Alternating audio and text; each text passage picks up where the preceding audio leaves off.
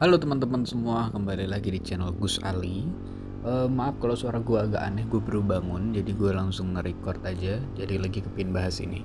Jadi beberapa hari ini kan ada kasus yang di BSD itu kan. Udah banyak sih yang bahas, ada yang upload versi yang mereka ada di sana, ada yang ngebahas dengan yang mereka dapat informasinya, ada yang ngebahas kenapa bisa terjadi gitu-gitu kan.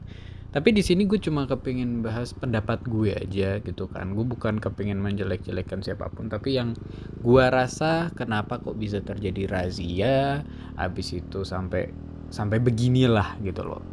Jadi ayolah kita bahas.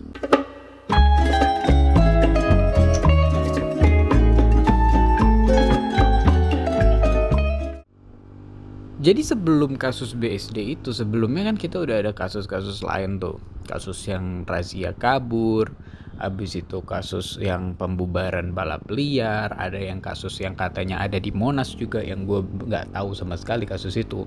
Nah, kalau gue ngelihatnya, sekarang kan kondisi corona seperti ini, itu orang-orang itu kan jangan keluar dulu, kan dibilangnya gitu kan.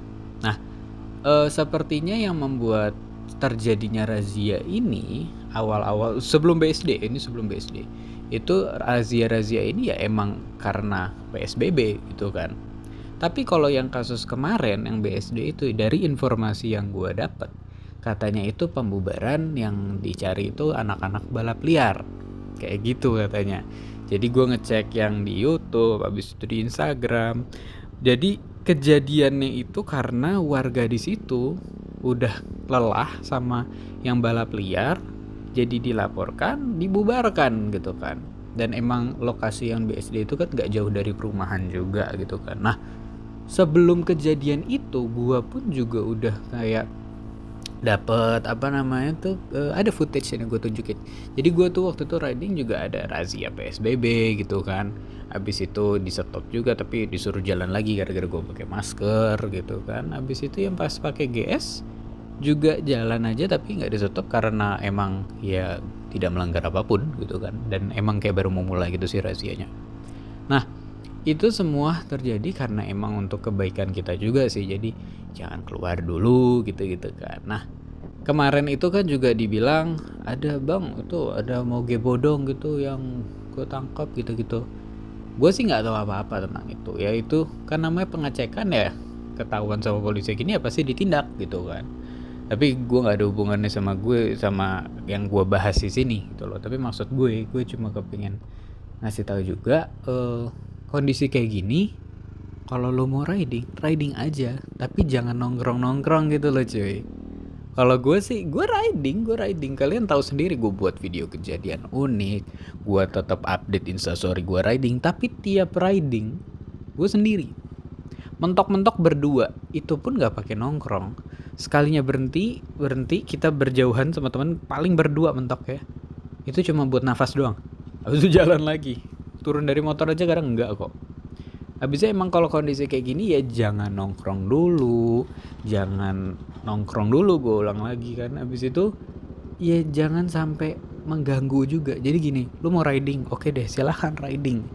Tapi jangan sampai lu masuk perumahan lu ngebut-ngebut gitu loh.